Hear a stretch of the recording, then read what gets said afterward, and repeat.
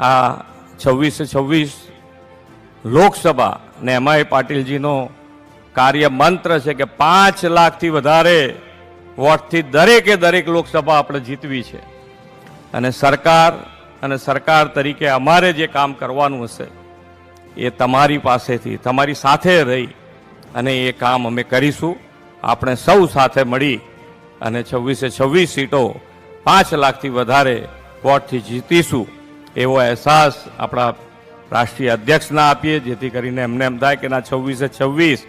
અને આપણા માટે પણ માન્ય નરેન્દ્રભાઈને ત્રીજી વખત બેસાડીશું અને સાથે 26 સીટો પણ આપણે ત્રીજી વખત આપવાના છે. એટલે આપણા માટે બી એક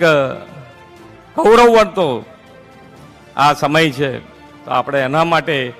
માન્ય નડ્ડાજીને વિશ્વાસ અપાઈએ અને